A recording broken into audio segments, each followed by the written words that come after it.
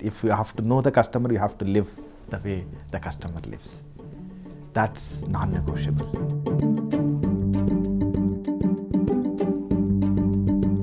You have a vast, varying experience in the financial sector. Could you tell us a little bit more about how you got into that and what your first work looked like? I have been in this space for the last 25 years and started my career with a government bank called Canara Bank. And I joined Canara Bank in a rural branch of the bank when I was 19 years old. I discontinued my engineering to take up a job in the bank.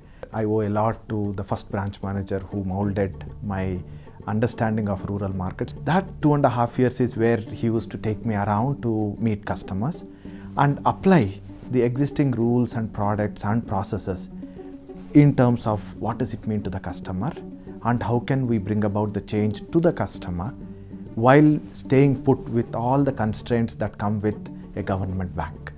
Because the contrast was when I got my second branch manager. This gentleman just wanted to finish the rural posting because he considered rural posting to be a punitive posting. And later you worked for ICICI Bank? That's right. Okay, That's and right. how did that further sort of color your understanding of customer centricity, what we now call customer centricity? I joined ICICI Bank when the bank just had 10 or 12 branches way back in 1996, and I was the 442nd employee of the bank. Value add or the proposition that we had at that point in time at ICICI Bank is how can we offer the best customer service and how can we differentiate ourselves from the players that existed in the market at that point in time. The bank always supported any decision that we took that is in the interest of the customer. The courage to take more decisions in the interest of the customer came in because we knew that the leadership or the bank has always supported us. It was not stated again as a policy. We knew that we would be supported by the bank. As the bank grew, the back office came in, the processing centers came in, and our role became much narrow to handle the volumes for right reasons. I also witnessed the kind of constraints institutionalizing a process would bring in. Well, do you think it's possible as institutions get bigger and their client base grows to continue to be customer centric?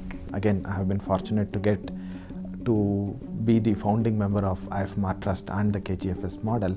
And while the model took time to get built, one thing was very clear for all of us. We will build a world-class customer-centric organization.